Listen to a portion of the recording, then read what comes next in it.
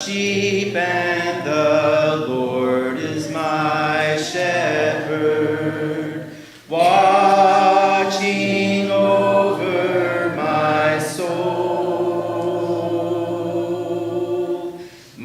soul to keep guarding over me ever, watching wherever I go.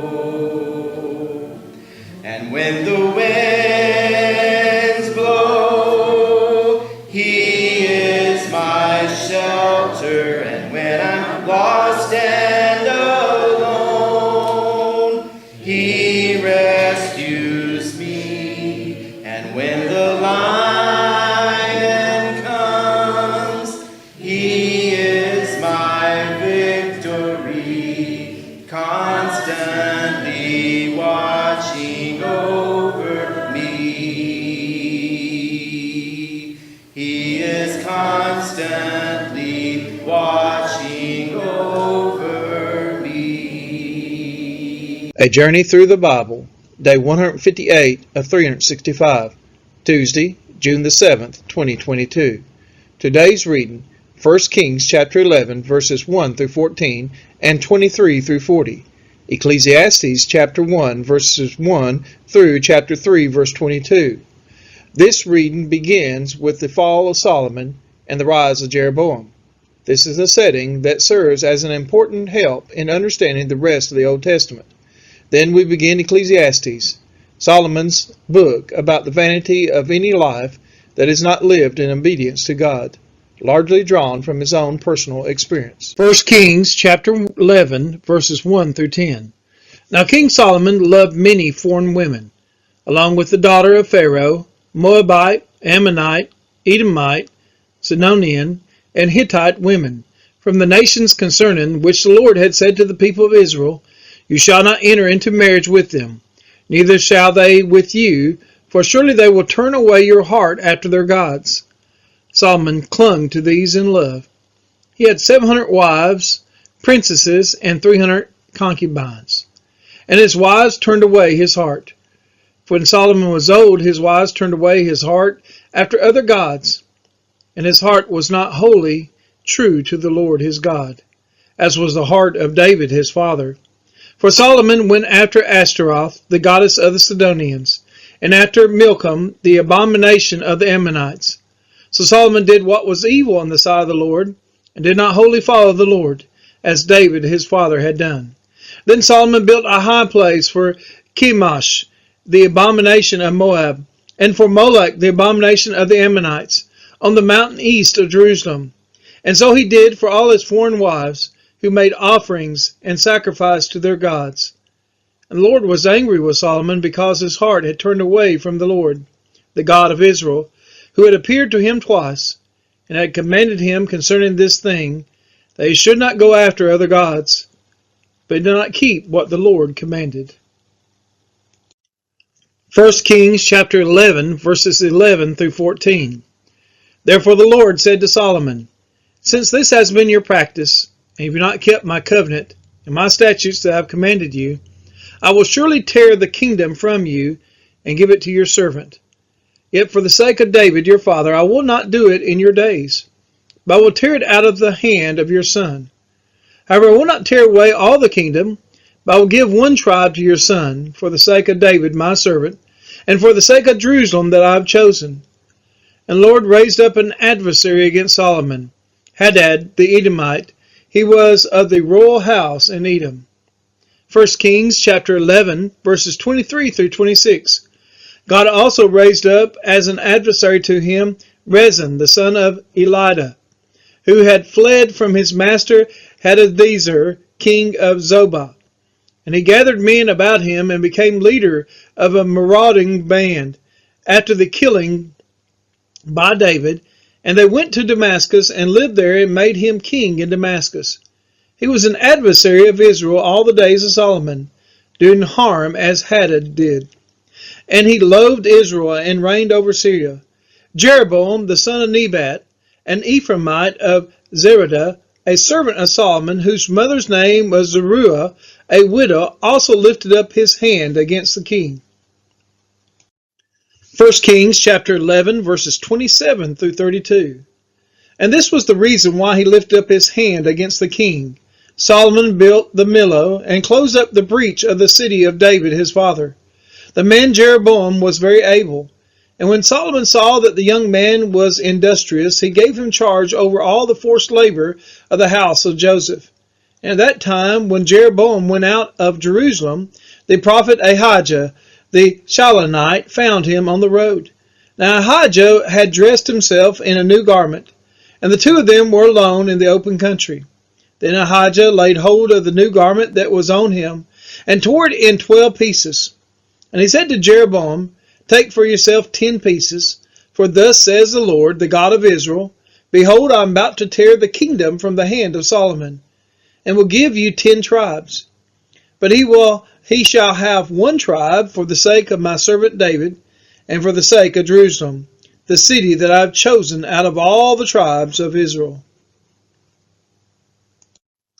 1 Kings chapter 11, verses 33 through 40. Because they have forsaken me, and worshipped Ashtaroth, the goddess of the Sidonians, Chemosh, the god of Moab, and Milcom, the god of the Ammonites, and they have not walked in my ways, doing what is right in my sight, and keeping my statutes and my rules, as David his father did. Nevertheless, I will not take the whole kingdom out of his hand, but will make him a ruler over all the days of his life, for the sake of David my servant, whom I chose, who kept my commandments and my statutes. But I will take the kingdom out of his son's hand, and will give it to you, 10 tribes.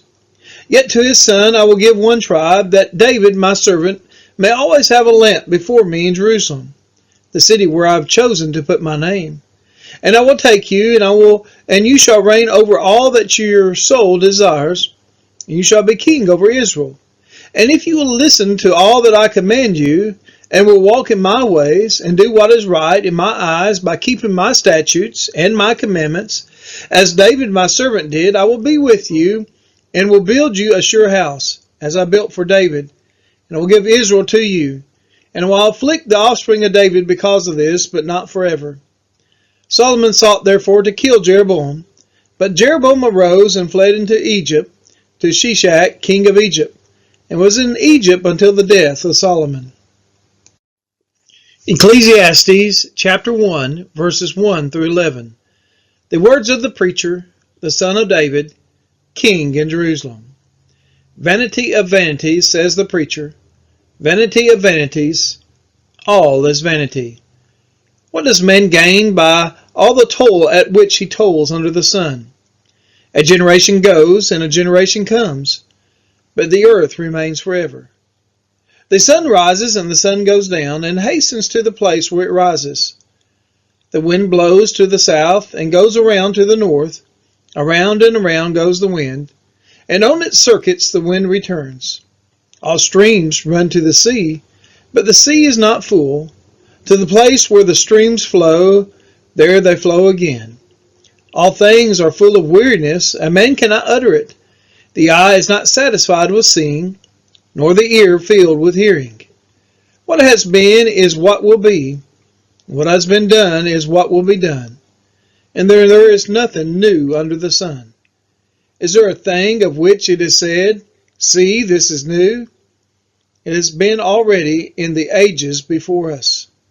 There is no remembrance of former things, nor will there be any remembrance of later things, yet to be among those who come after. Ecclesiastes chapter 1, verses 12 through 18. I, the preacher, have been king over Israel and Jerusalem, and I applied my heart to seek and to search out by wisdom all that is done under heaven. It is an unhappy business that God has given to the children of man to be busy with. I have seen everything that is done under the sun, and behold, all is vanity and a striving after wind. What is crooked cannot be made straight. What is lacking cannot be counted. I said in my heart, I have acquired great wisdom, surpassing all who were over Jerusalem before me. And my heart has had great experience of wisdom and knowledge. And I applied my heart to know wisdom, and to know madness and folly. I perceive that this also is but a striving after wind. For in much wisdom is much vexation, and he who increases knowledge increases sorrow. Ecclesiastes chapter 2, verses 1 through 11. I said in my heart, Come now, I will test you with pleasure, enjoy yourself.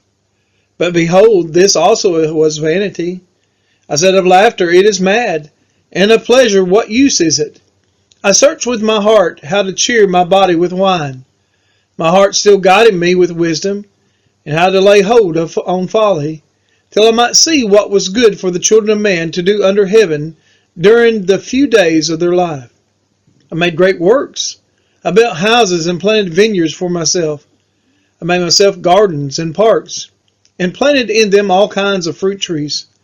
I made myself pools from which to water the forest of growing trees. I bought male and female slaves, and had slaves who were born in my house. I had also great possessions of herds and flocks, more than any who had been before me in Jerusalem. I also gathered for myself silver and gold, and the treasure of kings and provinces. I got singers, both men and women, and many concubines, the delight of the children of man. So I became great and surpassed all who were before me in Jerusalem. Also my wisdom remained with me, and whatever my eyes desired I did not keep from them. I kept my heart from no pleasure, for my heart found pleasure in all my toil. And this was my reward for all my toil. Then I considered all that my hands had done, and the toil that I had expended in doing it.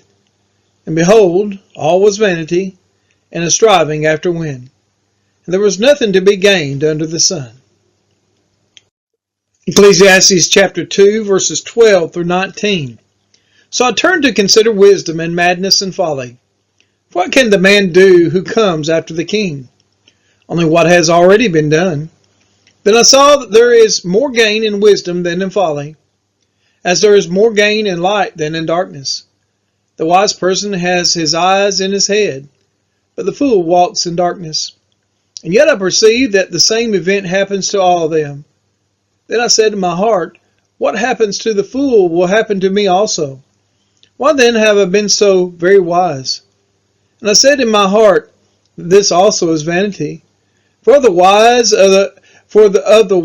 as of the fool there is no enduring remembrance, seeing that in the days to come all will have been long forgotten. How the wise dies just like the fool. So I hated life, because what is done under the sun was grievous to me. For all is vanity and a striving after wind.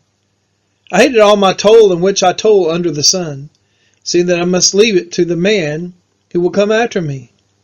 And who knows whether he will be wise or a fool? Yet he will be master of all for which I toiled, and used my wisdom under the sun. This also is vanity. Ecclesiastes chapter 2, verses 20 through 26. So I turned about and gave my heart up to despair over all the toil of my labors under the sun. Because sometimes a person who has toiled with wisdom and knowledge and skill must leave everything to be enjoyed by someone who did not toil for it. This also is vanity and a great evil. What has a man from all the toil and striving of heart with which he toils beneath the sun? For all his days are full of sorrow, and his work is a vexation. Even in the night his heart does not rest. This also is vanity. There is nothing better for a person than that he should eat and drink, and find enjoyment in his toil. This also I saw is from the hand of God. For apart from him who can eat, or who can have enjoyment? For to the one who pleases him, God has given wisdom and knowledge and joy. But to the sinner, he has given the business of gathering and collecting, only to give to the one who pleases God. This also is vanity and a striving after wind. Ecclesiastes chapter 3, verses 1 through 12. For everything there is a season, and a time for every matter under heaven. A time to be born, a time to die, a time to plant, and a time to pluck up what is planted. A time to kill, and a time to heal. A a time to break down and a time to build up, a time to weep and a time to laugh, a time to mourn and a time to dance, a time to cast away stones and a time to gather stones together, a time to embrace and a time to refrain from embracing, a time to seek and a time to lose, a time to keep and a time to cast away, a time to tear and a time to sow, a time to keep silence and a time to speak, a time to love and a time to hate, a time for war and a time for peace. What gain has the worker from his toil? I've seen the business that God has given to the children of man to be busy with. He has made everything beautiful in its time. Also, He's put eternity into man's heart. Yet so that he cannot find out what God has done from the beginning to the end, I perceive there is nothing better for them than to be joyful and to do good as long as they live. Ecclesiastes chapter 3 verses 13 through 22. Also that everyone should eat and drink and take pleasure in all his toil. This is God's gift to man. I perceive that whatever God does endures forever. Nothing can be added to it, nor anything taken from it. God has done it, so that people fear before Him. That which is already has been, that which is to be already has been, and God seeks what has been driven away. Moreover, I saw under the sun that in the place of justice even there was wickedness, and in the place of righteousness even there was wickedness. I said in my heart, God will judge the righteous and the wicked, for there is a time for every matter and for every work. I said in my heart with regard to the children of man that God is testing them, that they may see that they themselves are but beasts. What happens to the children of man? And what happens to the beast is the same. As one dies, so dies the other. They all have the same breath. And man has no advantage over the beast, for all is vanity. All go to one place. All are from the dust, and to dust all return. Who knows whether the spirit of man goes upward, and the spirit of the beast goes down into the earth? So I saw that there is nothing better than that a man should rejoice in his work, for that is his lot. He can bring him to see what will be after him. We are His children, and He is our Father, watching over our soul. Great is His love for His sons and His daughters, watching wherever we go.